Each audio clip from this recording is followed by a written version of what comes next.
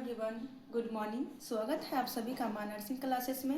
आज हम पढ़ने वाले हैं डायग्नोसिस ऑफ प्रेगनेंसी का सेकेंड ट्राइमेस्टर। जैसे कि हम फर्स्ट में पढ़े थे, उसका फर्स्ट सेमेस्टर का जो है ये पढ़ लिए थे।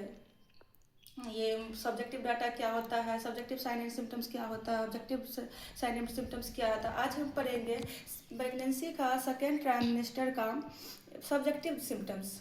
तो आइए देखते हैं सेकेंड ट्राइमेस्टर का सब्जेक्टिव सिम्टम्स क्या क्या है। तो गर्भावस्था के 13 से 28 सप्ताह तक की अवधि को सेकेंड ट्राइमेस्टर या मिड ट्राइमेस्टर कहलाती है।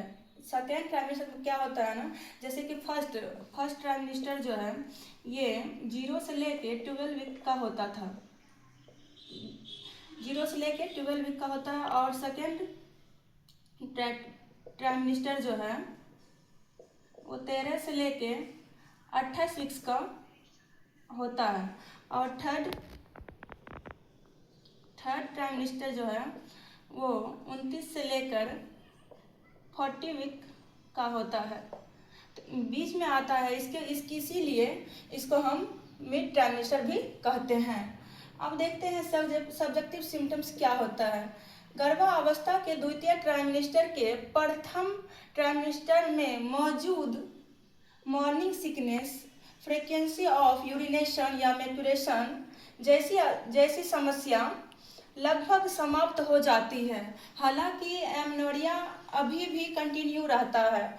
जितना कि फर्स्ट ट्राइमेस्टर में देखे थे हम, मॉर्निंग सिकनेस, मतलब मैच्योरेशन, ये सब जो है सेकेंड ट्राइमेस्टर आते आते लगभग समाप्त हो जाती है। लेकिन एमनोरिया जो है वो कंटिन्यू रहता है। एमनोरिया कंटिन्यू इसलिए रहता है कि एमनोरिया जब तक बेबी डिलीवरी नहीं हो जाता है तब तक ये एमनोरिया चलता ही रहता है, कंटिन्यू ही रहता है। जैसे डिलीवरी होता है उसके बाद से फिर मेंस्ट्रुएशन साइकिल शुरू होता है। अब देखते हैं द्वितीय ट्राइमेस्टर के प्रेग्नेंट वुमेन में सब्जेक्टिव सिम्टम्स क्या क्या होता है। एमनोरिया प्रथम ट्राइमेस्टर के भांति एमनोरिया द्वितीय ट्राइमेस्टर में भी कंटिन्यू रहता है। क्या होता है, जैसे प्रथम ट्राइमेस्टर में एमनोरिया था उसी के भांति ये द्वितीय ट्राइमेस्टर में भी एमनोरिया कंटिन्यू रहता है। उसके बाद देखते हैं क्यूकनिंग। क्यूकनिंग क्या है? क्यूकनिंग वह है जो जैसे माँ कंसीव करती है और बेबी का जो फर्स्ट मोमेंट सुनाई पड़ता है उसको हम क्यूकनिंग के नाम से जानते हैं। कि ये क्वेश्चन जो है बार बार एग्जाम में भी पूछा जाता है कि ये क्यूकनिंग क्या होता है। तो देखते हैं क्यूकनिंग क्या है। क्यूकनिंग का अर्थ है प्रेग्नेंट वुमेन द्वारा अपने फीटस की सक्रिय गतिविधि या एक्टिव मूवमेंट महसूस करना। क्या होता है, बच्चा का एक्टिव मोमेंट महसूस करना क्यूकनिंग कहलाता है। यह लगभग 16 से 18 या 18 से 20 सप्ताह की अवस्था के दौरान महसूस की जाती है। ये जो है अगर प्राइमरी गरिविडा रहता है तो उसमें थोड़ा सा लेट लेता है। जैसे प्राइमरी गरिविडा के लिए ये 18 से 20 सप्ताह में उसका फर्स्ट मोमेंट महसूस होता है। लेकिन उसके तुलना में जो मल्टी गरिविडा होता है, मल्टी गरिविडा में जो है थोड़ा उससे पहले महसूस हो जाता है क्यूकनिंग। मतलब बच्चा का मोमेंट महसूस करना क्यूकनिंग कहलाता है। ये जो है मल्टी गरिविडा में 16 से 18 सप्ताह के अंदर महसूस हो जाता है और प्राइमरी गरिविडा में 18 से 20 सप्ताह लग जाता है। जबकि प्राइमरी गरिविडा की तुलना में मल्टी गरिविडा में क्यूकनिंग थोड़ा पहले महसूस होती है। जैसे कि हम बताएं अभी, ये मल्टी गरिविडा की तुलना में प्राइमरी गरिविडा थोड़ा लेट महसूस होता है क्यूकनिंग, जबकि मल्टी गरिविडा में जल्दी महसूस हो जाता है क्यूकनिंग। अब देखते हैं ये निचले उदर का आकार में वृद्धि, enlargement of lower abdomen.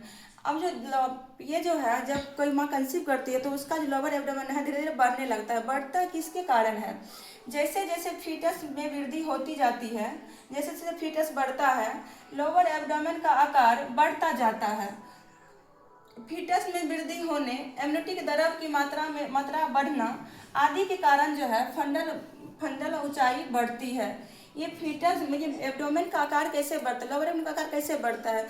Foetus का साइज बढ़ने लगता है। जैसे कि हम फर्स्ट में देखे थे, फीटस का पहला आकार क्या था? पहले अंडे आकार का होता है, फिर क्रिकेट बॉल का, फिर फीटल हेड आकार का साइज का हो जाता है।